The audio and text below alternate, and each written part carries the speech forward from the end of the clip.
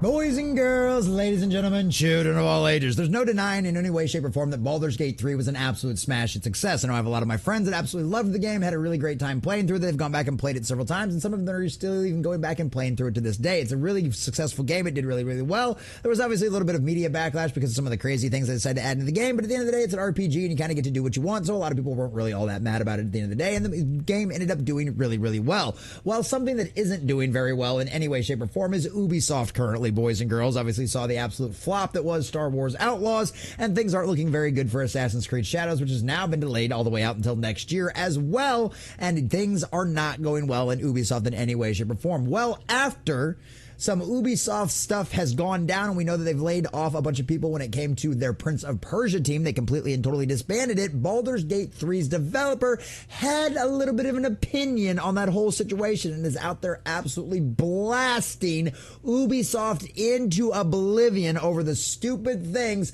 their company CEOs and directors have said out there, and he is just absolutely roasting them. It's a beautiful thing to see because this is a guy that clearly knows how to make a very successful franchise, even with still having a little bit of kind of the elements that a lot of people in the modern age like to see in their games out there, but they still gave us a good quality game, because at the end of the day, you can have an agenda inside of your story, but if you tell us a good story, you do it in a good way, and you don't beat people over the head with nonsense about it, then you can end up having a good time out there with a situation, and that's exactly what we've got with Baldur's Gate 3, and now they're out there showing Ubisoft exactly who's boss and how things should properly operate out there. So we're going to check out this article from thatparkplace.com, getting all of the juicy details and see exactly what this developer has to say. But before we do, if you do enjoy our content, hit that like button, share with all your friends, and subscribe or follow if you have not already, boys and girls, because we are grinding, we are growing, and I could not do that without every single one of you. Also, leave us a comment in the section down below. Does it surprise you at all? Is it good to see that these companies out there actually calling each other out, and it's not just one big lockstep kind of forum situation out there? I like company infighting. I like it when these studios and these corporations are going after each other and take digs at each other. That's a good thing. That is healthy for competition out there. So let us know what you think about all this in the comment section down below. If you'd like to help support the channel, please check out the links in the description as well. So from thatparkplace.com and our dear sweet John F. Trent. Baldur's Gate 3 developer blasts Ubisoft's sales strategy. If gamers should get used to not owning their games, then developers must get used to not having jobs. Ooh! Somebody get Ubisoft some ice, because that's a burn. Michael Douse, the director of publishing for Baldur's Gate 3 and its developer Larian Studios, blasted Ubisoft in the wake of a number of blunders, including the Prince of Persia: The Last Crown, which is rumored to have seen its developer team disbanded after not meeting sales expectations, i.e. it flopped and everybody lost their job. It was rumored earlier this week that Ubisoft disbanded the team in Ubisoft Multiplayer that worked on the Prince of Persia: The Last Crown. Obviously, we've gone over that rumor. We've gone over all of that kind of stuff as well. While Ubisoft's management had made the decision to move on from the game shortly after it was released, the host claimed that some members of the core development team fought for 2 DLCs in an attempt to change the company's mind of the management. Of course, it did not end up going that way. So in reaction to the coverage of the team allegedly being disbanded by PC Gamer, Dow shared his opinion on X. And honestly, let's look at this headline from PC Gamer too. Ubisoft made a good Prince of Persia game, so of course it's disbanded the team shortly after its release. If they'd actually made a good Prince of Persia game and not something that looked like it was trying to concentrate on identity politics, then it would have succeeded and not, came under sales expectations. It wouldn't have flopped. But of course, PC Gamer's all about being a spirit of the age kind of simp out there, so color us shocked there. But this was his reaction to this. The last notable game on their platform was arguably Far Cry 6 in 2021, obviously referring to Ubisoft. The Crew, Mirage, one of the Assassin's Creed games out there, and Avatar came in 2023 and didn't perform, i.e. they flopped. So you can assume subscriptions were at a lull when the POP released by 2024, Prince of Persia, which means people wouldn't be launching their store all too much. If it had released on Steam, not only would it have been a market success, but there would have been likely be a sequel because the teams are so strong. It's such a broken strategy. The hardest thing is to make an $85 plus game. It is much easier to release one. It shouldn't be done as it was. I.e., you can make a game that is worth $85, But that is not what they're doing. That is not what these studios are offering you in any way, shape, or form. They are simply slapping that price tag on it without giving you any kind of drastic improvements over what we were just getting last year or the year before. Hell, Star Wars Outlaws, I'd argue that there were some scenes in there that literally looked like it was N64 graphics, boys and girls, from my Shadows of the Empire game that I absolutely loved as a kid. I mean, literally, it looked worse than that, or right at the exact same quality out there. So color us shocked there that, yeah, these games aren't worth the price tags you're having to attach to them out there.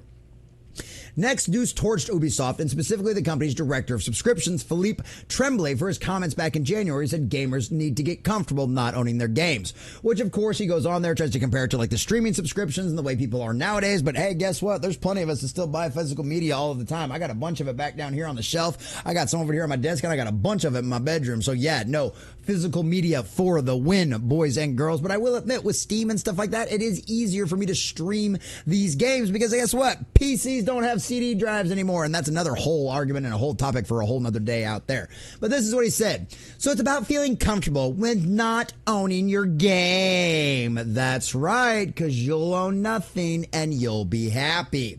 So Douse wrote, if the statement gamers should get used to not owning their games is true because of a specific release strategy, subs above sales, which is what we've kind of seen with like the whole streaming services out there, so it's not much different than what we've seen happen in Hollywood, then the statement developers must get used to not having jobs if they make a critically acclaimed game. Platform strategy above title sales is also true, and that just isn't sensible even from a business perspective. And he's absolutely right.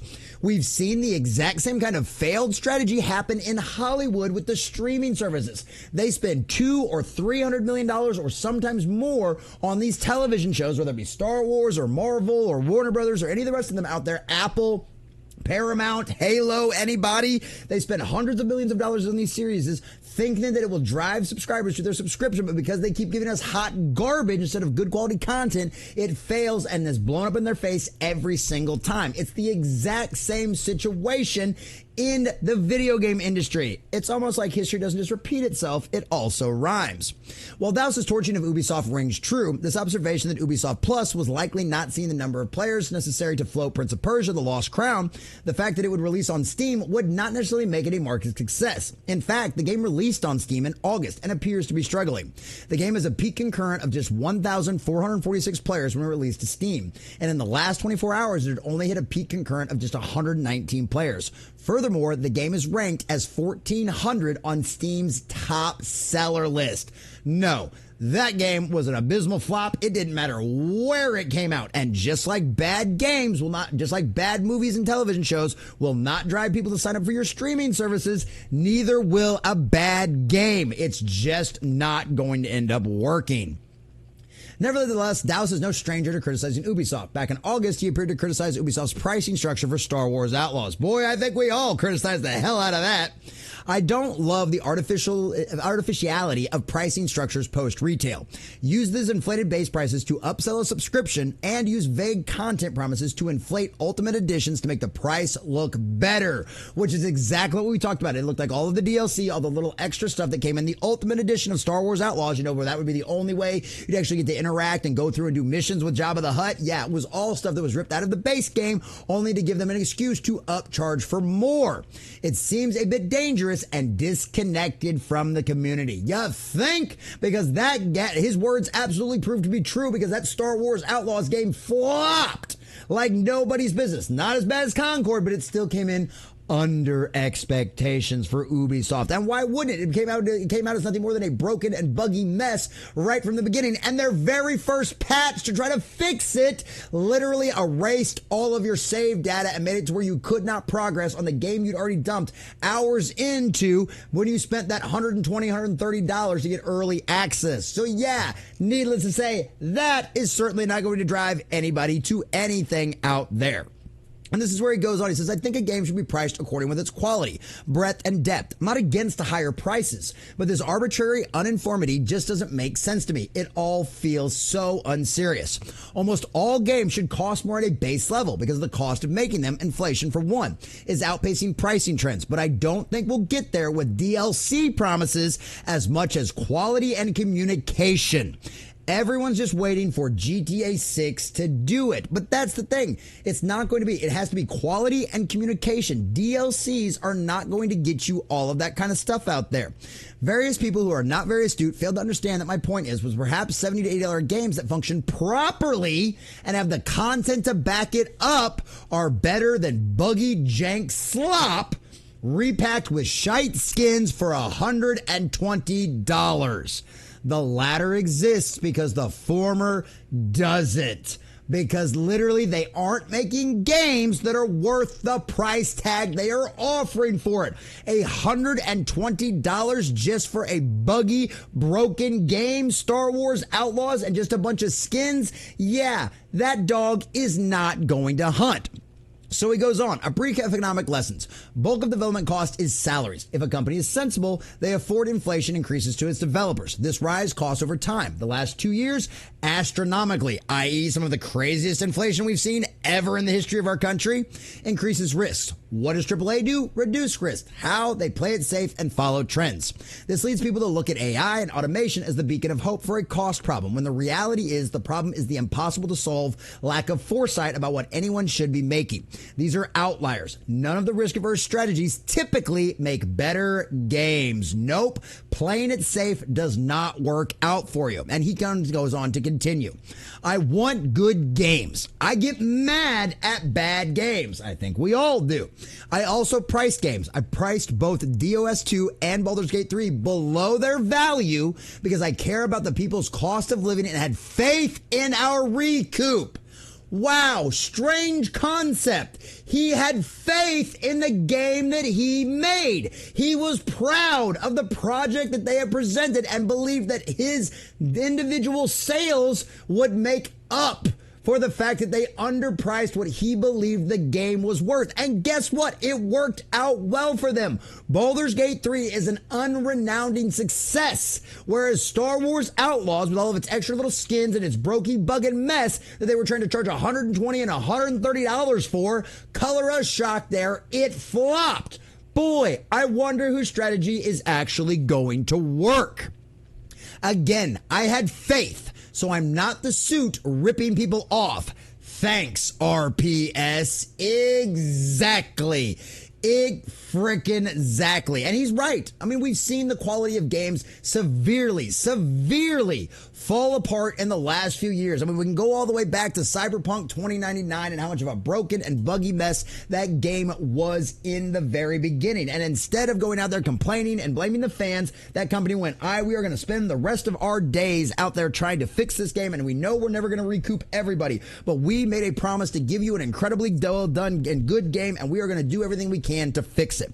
Ubisoft is not coming out there and saying anything about that about Star Wars Outlaws. They are not admitting any kind of defeat. They are not made any kind of mistakes in any way, shape, or form. And a lot of the rest of the video game industry out there is doing the exact same thing. How many times have we seen AAA, quote-unquote, studio games come out over the last few years that are nothing more than broken and buggy messes? Hell, even the ones that aren't. How many times have you bought a game on physical media, went home to your house, put it in your machine, and what's the first thing you got to do?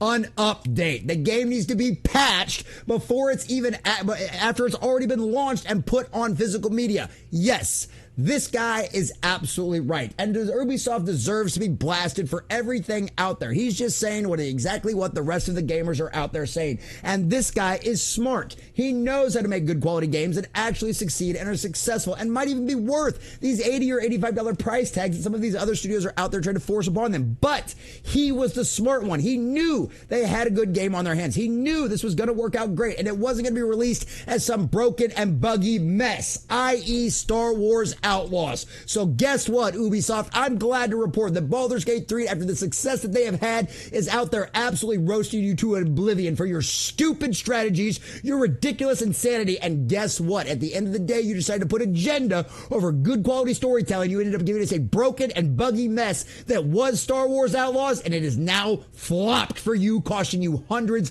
of millions of dollars. And guess what, Ubisoft?